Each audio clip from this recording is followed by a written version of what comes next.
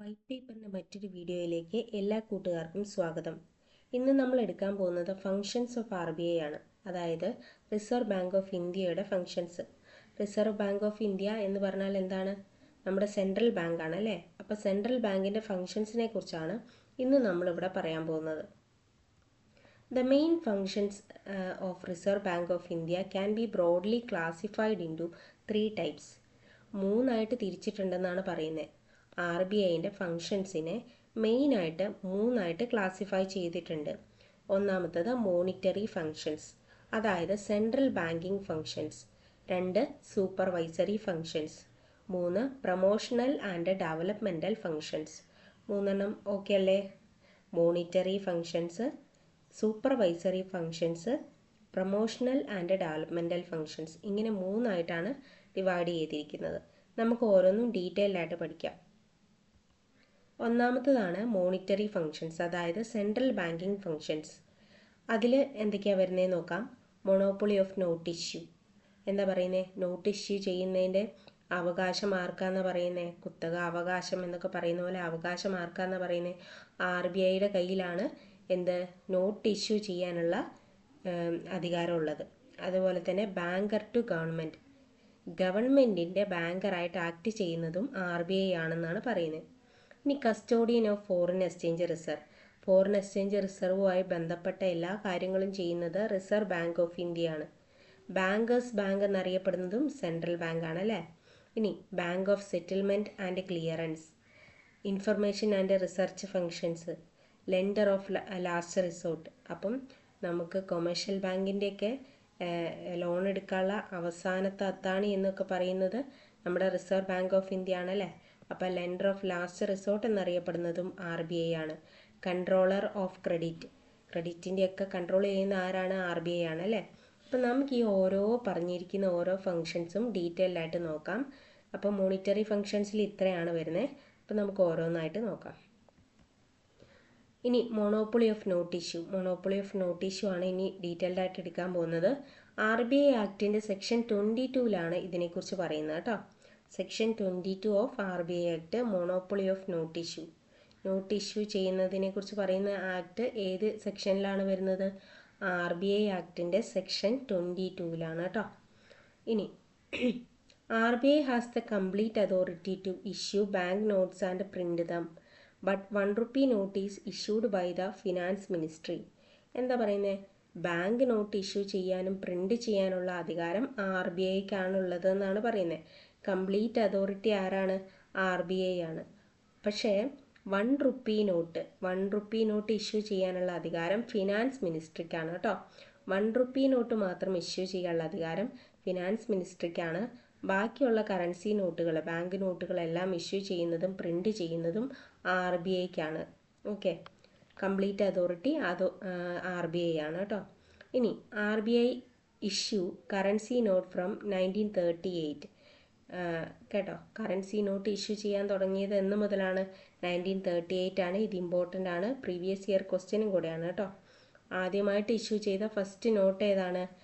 ₹5 ആണ്. ₹5 ആണ് എന്ത് ചെയ്തത്? ആദ്യമായിട്ട് ഇഷ്യൂ ചെയ്ത കറൻസി നോട്ട്. ആര്? RBI. ഏത് വർഷം? 1938. ഇനി പേപ്പർ കറൻസി ആക്ട് ഏതാ ഇയർ?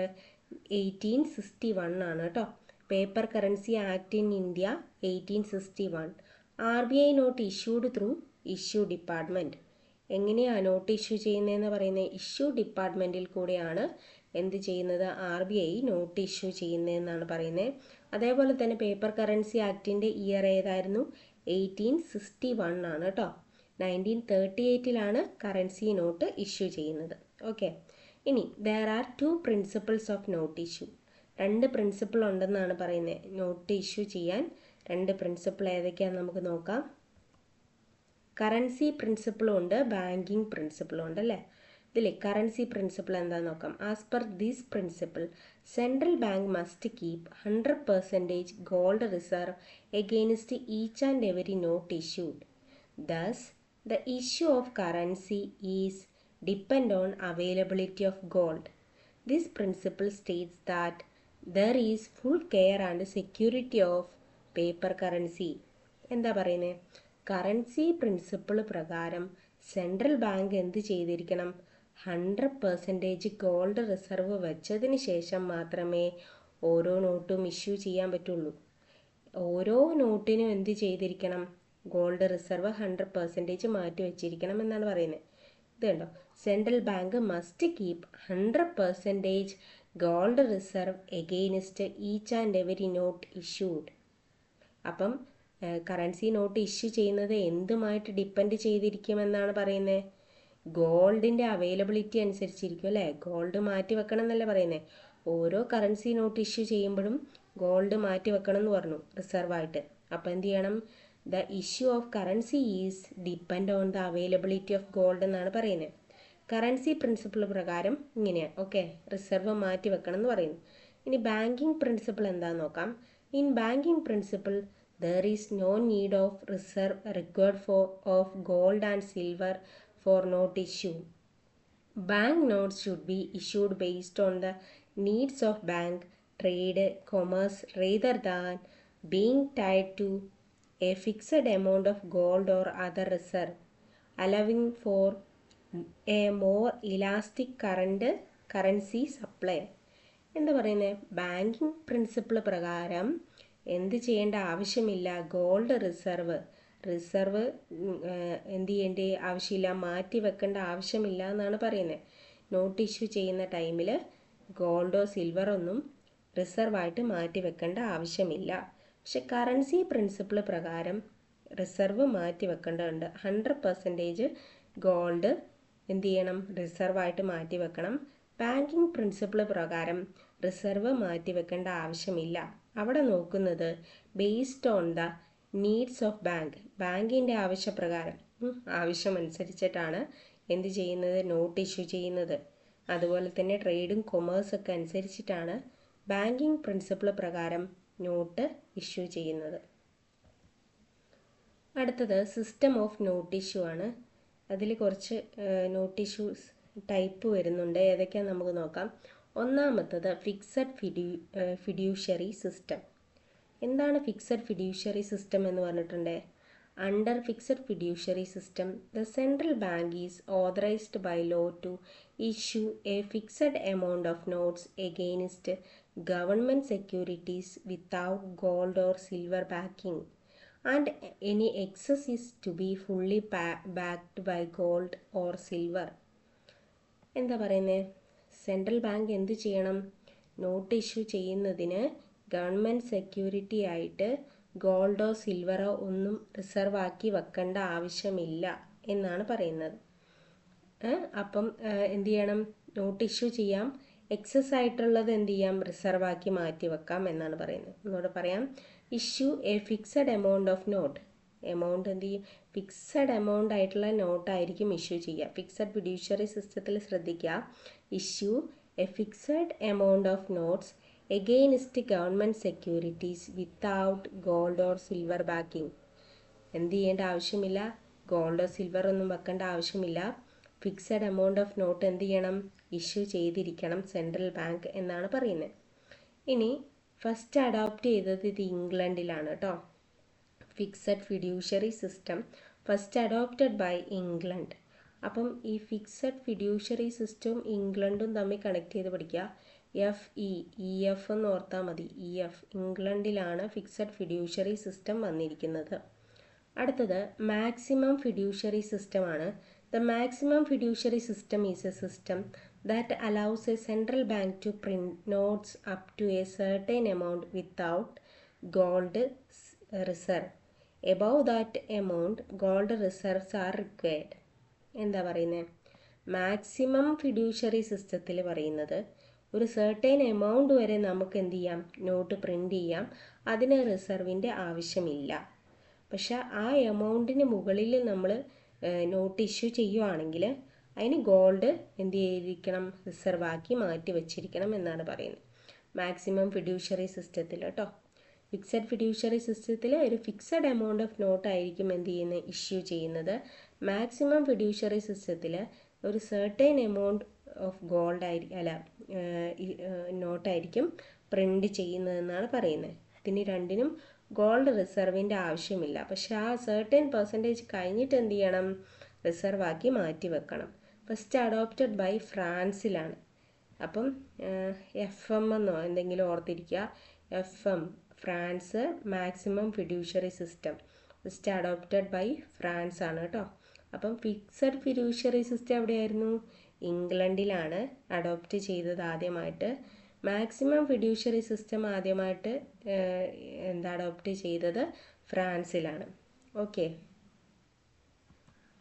ഇനി proportional reserve system, a system that requires central bank to keep a certain percentage of note issue backed by gold reserve. എന്താ പറയുന്നത്? പ്രപ്പോർഷണൽ റിസർവ് സിസ്റ്റം എന്ന് പറഞ്ഞാലും എന്താണ്? നോട്ട് ഇഷ്യൂ ചെയ്യുന്നതാണല്ലേ. ഒരു സർട്ടൻ പെർസെൻറ്റേജ് വരെ നോട്ട് ഇഷ്യൂ ചെയ്യും. അതിന് എന്ത് വേണം? ഗോൾഡ് റിസർവ് വേണം എന്നാണ് പറയുന്നത്. ഓക്കെ. ഇത്രയും നേരം പഠിച്ചതിൽ റിസർവ് മാറ്റി വെക്കേണ്ട ആവശ്യമില്ലായിരുന്നു, ഫിക്സഡിലും മാക്സിമത്തിലും അല്ലേ. പക്ഷെ പ്രപ്പോർഷണൽ റിസർവ് സിസ്റ്റത്തിൽ എന്ത് ചെയ്തിരിക്കണം? നോട്ട് ഇഷ്യൂ ചെയ്യുമ്പം ഗോൾഡ് റിസർവ് റിസർവ് ആക്കി മാറ്റി വെച്ചിരിക്കണം എന്നാണ് പറയുന്നത്. The remaining portion is backed by government securities, foreign exchange or trade bills. എന്തൊക്കെ ബാക്കി വരുന്ന ഗവൺമെൻറ് സെക്യൂരിറ്റീസ് ആയിട്ടൊക്കെ നമുക്ക് എന്ത് ചെയ്യാം? റിസർവ് മാറ്റി വെക്കാമെന്നാണ് പറയുന്നത്. Government security, foreign exchange, trade ബില്ലൊക്കെ ആക്കി മാറ്റി വെക്കാമെന്നാണ് പറയുന്നത്. പ്രപ്പോർഷണൽ റിസർവ് സിസ്റ്റം അഡോപ്റ്റ് ചെയ്തത് ജർമ്മനിയിലാണ് കേട്ടോ. First adopted by Germany. അപ്പം GP എന്നൊക്കെ ഓർത്തിരിക്കുക. GP Germany, proportional reserve system GP. Okay. The system was followed by India. ഇന്ത്യയാണ് ആദ്യമായിട്ട് ഇത് ഫോളോ ചെയ്തത് കേട്ടോ. പ്രപ്പോർഷണൽ റിസർവ് സിസ്റ്റം ആദ്യമായിട്ട് ഫോളോ ചെയ്തത് ഇന്ത്യയിലാണ് 1956 മുതൽ അണ്ടിൽ 1956. ഓക്കെ. അപ്പം എന്തൊക്കെ കാര്യങ്ങൾ പഠിച്ചു? ഫിക്സഡിലൊരു ഫിക്സഡ് എമൗണ്ട് ആണ് പ്രിൻ്റ് ചെയ്യുക, നോട്ട് ഇഷ്യൂ ചെയ്യുക അല്ലേ. അതേപോലെ മാക്സിമത്തിൽ ഒരു സർട്ടൻ പെർസെൻറ്റേജ് വരെ ഗോൾഡ് റിസർവ് ബാക്ക് ചെയ്യേണ്ട ആവശ്യമില്ല. ഇനി പ്രപ്പോർഷണൽ റിസർവ് സിസ്റ്റത്തിലോ ഒരു സർട്ടൻ പെർസെൻറ്റേജ് വരെ നോട്ട് ഇഷ്യൂ ചെയ്യുക, ഗോൾഡ് റിസർവ് ബാക്ക് ചെയ്യേണ്ട ആവശ്യമുണ്ട്, റിസർവ് ആക്കി മാറ്റി വെക്കേണ്ട ആവശ്യമുണ്ടെന്നാണ് പറയുന്നത്. ഫിക്സഡ് ഫിഡ്യൂഷ്യറി സിസ്റ്റം എവിടെയായിരുന്നു? ഇംഗ്ലണ്ടിലാണ് അഡോപ്റ്റ് ചെയ്തത്. മാക്സിമം ഫിഡ്യൂഷ്യറി സിസ്റ്റം അഡോപ്റ്റ് ചെയ്തത് എവിടെയായിരുന്നു? MF നമ്മൾ പഠിച്ചല്ലേ, France. Okay. Proportional reserve system ജർമ്മനിയിലാണ് ആദ്യമായിട്ട് അഡോപ്റ്റ് ചെയ്തത്. പക്ഷേ അത് ഫോളോ ചെയ്തത് ഇന്ത്യയാണ് ആദ്യമായിട്ട്. അപ്പോൾ അതിൻ്റെ 1956 ഫോളോ ചെയ്യാൻ തുടങ്ങി, ഇന്ത്യ ഫോളോ ചെയ്യാൻ തുടങ്ങിയ 1956 മുതലാണ് കേട്ടോ. ഇനി മിനിമം റിസർവ് സിസ്റ്റമാണ്. The system that allows a central bank to issue currency note against a minimum reserve of gold and foreign currency. ഇതെന്താ പറയുന്നത്? കറൻസി നോട്ട് ഇഷ്യൂ ചെയ്യാം. അതിനെന്ത് ചെയ്തിരിക്കണം? ഗോൾഡോ ഫോറിൻ കറൻസിയൊക്കെ റിസർവ് ആക്കി മിനിമം റിസർവ് വെച്ചതിന് ശേഷം മാത്രമേ കറൻസി നോട്ട് ഇഷ്യൂ ചെയ്യാൻ പറ്റുള്ളൂ. മിനിമം റിസർവ് സിസ്റ്റം പോലെ തന്നെ മിനിമം റിസർവ് കീപ്പ് ചെയ്തിരിക്കണം.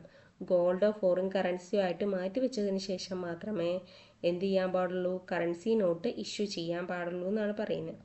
The minimum reserve can be increased without increasing the number of notes issued. എന്താ പറയുന്നത്? നോട്ട് ഇഷ്യൂ ചെയ്യുന്നതിനേക്കാട്ടിലും കൂടുതൽ റിസർവ് എന്ത് ചെയ്യാം? മിനിമം റിസർവ് എന്നുള്ളത് നമുക്ക് കൂട്ടാം. Minimum reserve can be increased. കണ്ടോ? റിസർവ് നമുക്ക് കൂടുതലായിട്ട് എടുത്തു വെക്കാം. പക്ഷേ without increasing the number of note issued, അവിടെ നമ്പർ ഓഫ് നോട്ട് ഇഷ്യൂ ചെയ്യുന്നത് കൂട്ടാൻ പറ്റില്ല എന്നാണ് പറയുന്നത്. Okay. This system was followed by India from 1956. അപ്പം പ്രപ്പോർഷണൽ റിസർവ് സിസ്റ്റവും അതുപോലെ തന്നെ മിനിമം റിസർവ് സിസ്റ്റവും ഫോളോ ചെയ്യാൻ തുടങ്ങിയത് ഇന്ത്യ ഫോളോ ചെയ്യാൻ തുടങ്ങിയത് 1956 മുതലാണെന്നാണ് പറയുന്നത്. RBI must keep a minimum reserve of rupees 200 crores. Out of this rupees 115 crores must be in the form of gold or gold bullion, and the remaining 85 crores must be in the form of foreign currencies. എന്താ പറയുന്നത്? RBI എന്ത് ചെയ്തിരിക്കണം? Minimum reserve 2 കോടി രൂപ reserve ആക്കി മാറ്റി വെച്ചിരിക്കണം. അല്ല സോറി, 2 കോടിയല്ല, 200 കോടി രൂപ അല്ലേ. ഈ 200 കോടി രൂപയിൽ 115 കോടി എന്താക്കി വെക്കണം? ഗോൾഡിൻ്റെ രൂപത്തിലായിരിക്കണം ഉണ്ടായിരിക്കേണ്ടത്. ബാക്കി 85 കോടി ഫോറിൻ കറൻസീൻ്റെ ഫോമിലായിരിക്കണം ഉണ്ടായിരിക്കേണ്ടത്. അപ്പം എന്തൊക്കെയാണ് പറഞ്ഞത്? മിനിമം റിസർവ് ആയിട്ട് 200 കോടി ഉണ്ടായിരിക്കണം. അതിൽ 115 കോടി എന്തായിട്ട് വേണം? ഗോൾഡിൻ്റെയോ ഗോൾഡ് ബില്ലിൻ്റെയൊക്കെ ഫോമിലായിരിക്കണം ഉണ്ടായിരിക്കേണ്ടത്. ബാക്കി 85 കോടി ഫോറിൻ കറൻസീസിൻ്റെ രൂപത്തിലായിരിക്കണം ഉണ്ടാവേണ്ടത്. ഓക്കെ. ഇനി bank notes are printed at 4 currency presses. 4 currency പ്രസ്സുകളിലായിട്ടാണ് ബാങ്ക് നോട്ട് എന്ത് ചെയ്യുന്നത്? പ്രിൻ്റ് ചെയ്യുന്നത് അല്ലേ. അത് ഏതൊക്കെയാണെന്ന് നോക്കാം. അതും ഇമ്പോർട്ടൻ്റ് ആണ്. SPMCIL എന്ന് പറഞ്ഞാൽ security printing and minting corporation of India limited. Security printing and minting corporation of India limited. Full form പഠിക്കണേ. SPMCIL at Nasik. എവിടേക്കാണ് പറഞ്ഞത്? നാസിക്കിലും ദേവാസിലുമാണ്. നാസിക് എന്ന് പറഞ്ഞാൽ വെസ്റ്റേൺ ഇന്ത്യ ആണ്. ദേവാസ് എന്ന് പറഞ്ഞാൽ സെൻട്രൽ ഇന്ത്യ ആണ്. Okay. Nasik western India, Dewas central India. Which are owned by the government of India. ഇത് രണ്ടും ഓൺ ചെയ്യുന്ന ആരാണ്? ഗവൺമെൻറ് ഓഫ് ഇന്ത്യയുടെ കൺട്രോളിലാണ്. ആര്? Security printing and minting corporation of India limited അല്ലേ. ഇത് നാസിക്കിലും ദേവാസിലുമാണ് ഉള്ളത്. ഓക്കെ. അടുത്തത് BRBNMPL. ഇതിൻ്റെയൊക്കെ ഫുൾ ഫോം ചോദിക്കാം കേട്ടോ. BRBNMPL എന്താ അതിൻ്റെ full form? Bharatiya Reserve Bank Note Mudran Private Limited. Important ആണ്. Bharatiya Reserve Bank Note Mudran Private Limited at Mysuru and Salboni. അപ്പം മൈസൂരിലും സൽബോനിയിലുമുള്ള Bharatiya Reserve Bank Note Mudran Private Limited owned by the Reserve Bank. ഇത് ഓൺ ചെയ്യുന്ന ആരാണ്? റിസർവ് ബാങ്ക് ആണല്ലേ. റിസർവ് ബാങ്കിൻ്റെ കൺട്രോളിലാണ് BRBNMPL. റിസർവ് ബാങ്കും ബാങ്കാണെന്ന് ഓർക്കുക. അപ്പം ഭാരതീയ ബിയും ആറും തമ്മിൽ കണക്ട് ചെയ്ത് പഠിക്കുക. BR എന്ന് കണ്ട ഭാരതീയ റിസർവ് ബാങ്കിന് കൺട്രോൾ ചെയ്യുന്ന റിസർവ് ബാങ്ക് ഓഫ് ഇന്ത്യ എന്ന് ഓർക്കാം. പിന്നെ അതേപോലെ SPMCIL security printing and minting എന്ന് കാണുമ്പോൾ സെക്യൂരിറ്റി എന്ന് കാണുമ്പം ആരെ ഓർക്കുക? ഗവൺമെൻറ്റിനെ ഓർക്കുക കേട്ടോ.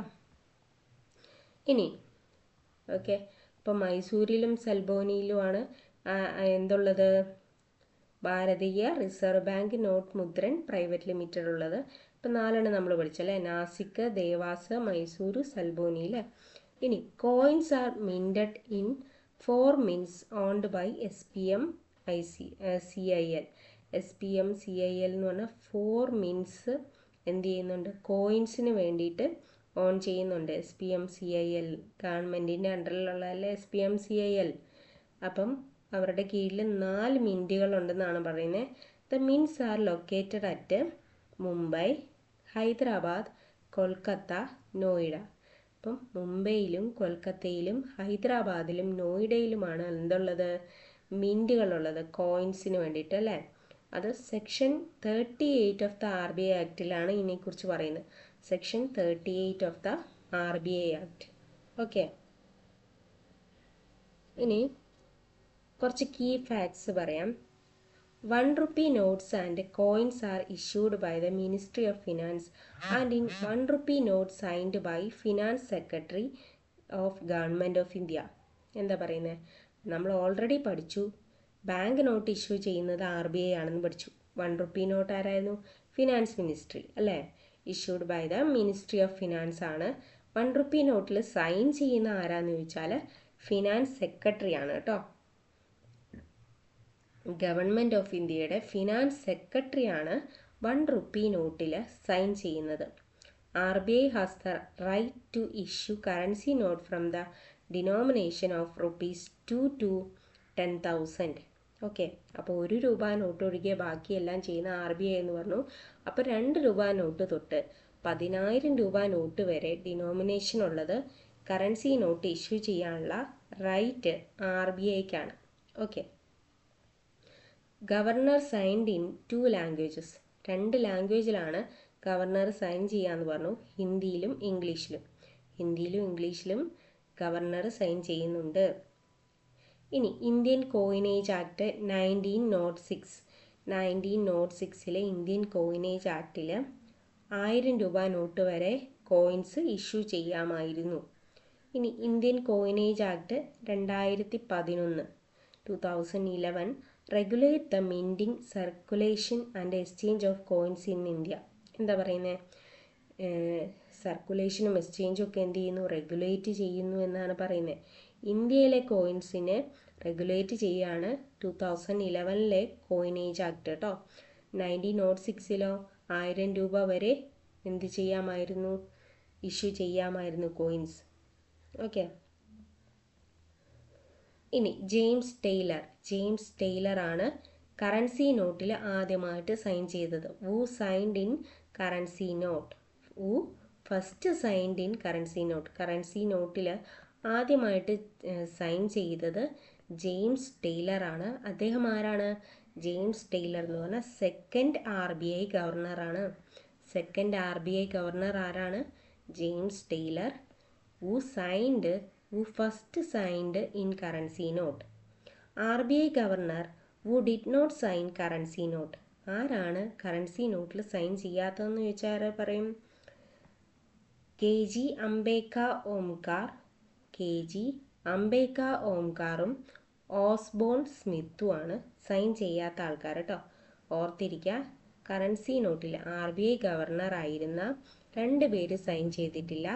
ഒന്ന് KG അംബേദ്ക ഓംകാറും 2 ഓസ്ബോൺ സ്മിത്തും. ഇനി ഉർജിത് പട്ടേലാണ് 2000 നോട്ടിൽ സൈൻ ചെയ്തിരിക്കുന്നത്. who signed 2000 rupees note. 2000 റുപ്പീസിൻ്റെ നോട്ടിൽ സൈൻ ചെയ്തിരിക്കുന്നത് ഉർജിത് പട്ടേലാണ്. ഉർജിത് പട്ടേൽ ആരാണ്? RBI ഗവർണറാണ്. 24ാമത്തെ കേട്ടോ. 24th RBI ഗവർണറാണ് Urjit Patel. അദ്ദേഹമാണ് 2000 രൂപ നോട്ടിൽ സൈൻ ചെയ്തിരിക്കുന്നത്. ആദ്യമായിട്ട് കറൻസി നോട്ടിൽ സൈൻ ചെയ്തിരിക്കുന്നത് ജെയിംസ് ടെയ്ലർ ആണ്. അദ്ദേഹം RBI സെക്കൻഡ് ഗവർണർ ആയിരുന്നു അല്ലേ. ഇനി rupee symbol is given by the D. Udayakumar Devanagari ലിപി മോൺമോൺസ് ഓൺ ഇന്ത്യൻ കറൻസി. എന്താ പറയുന്നത്? ദേവനഗിരി ലിപിയിൽ റുപ്പി സിംബൽ ആദ്യമായിട്ട് കൊണ്ടുവന്നത് D. ഉദയകുമാർ ആണ് കേട്ടോ. ഏത് വർഷം? 2010 ജൂലൈ 15. 2010 July 15 D. ഉദയകുമാറാണ് ദേവനഗിരി ലിപിയിൽ റുപ്പി സിംബൽ കൊണ്ടുവന്നത്. ഓക്കെ, ഇത് ഇമ്പോർട്ടൻ്റ് ആണ്. ഈ D. ഉദയകുമാറും അതേപോലെ തന്നെ ദേവനഗിരി ലിപി ഇമ്പോർട്ടൻ്റ് ആണ് കേട്ടോ. PYQൽ കണ്ടിട്ടുണ്ട്. അടുത്തത് ഇത് ഇമ്പോർട്ടൻ്റ് ആണ്. 500 രൂപ നോട്ടിൽ കാണുന്ന ചിത്രം ഏതാണെന്നാണ് ചോദിക്കുന്നത്.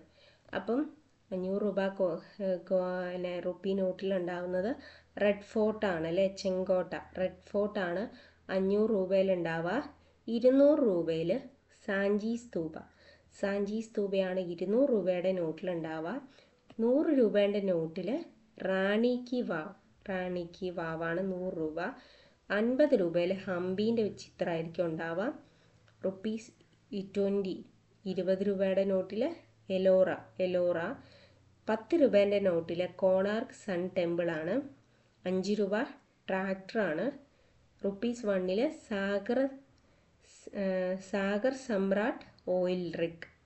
ഇത്രയും കാര്യങ്ങൾ ഓർത്തിരിക്കണം. അപ്പോൾ ഒന്നുകൂടെ പറയാം. 500 രൂപയിൽ റെഡ് ഫോർട്ട്, 200 എന്താ ഉണ്ടാവുക? 200 സാഞ്ചി സ്തൂപ. നിങ്ങളിത് പഠിച്ചിട്ട് മാത്രം എന്ത് ചെയ്യുക? പോകുക കേട്ടോ. അപ്പം ക്ലാസ് എടുത്ത് തരുന്ന ടൈമിൽ തന്നെ അവിടുന്ന് തന്നെ പഠിച്ച് പോവുക, പിന്നത്തേക്ക് വെക്കരുത്. അപ്പം 200 രൂപയിൽ സാഞ്ചി സ്തൂപ, 100ൽ റാണി കി വാവ്, 50ൽ എന്താ ഉണ്ടാവുക? നമ്മൾ പഠിച്ച ഹംപി അല്ലേ. 20 രൂപയിൽ എലോറ. കോണാർക്ക് സൺ ടെമ്പിളാണ് 10 രൂപയിൽ. 10 മണിയാകുമ്പോഴത്തേക്ക് സൺ ഉദിച്ച് വരുന്നു, ഓർത്തിരിക്കുക. പിന്നെ 5 രൂപയിൽ ട്രാക്ടറാണ്.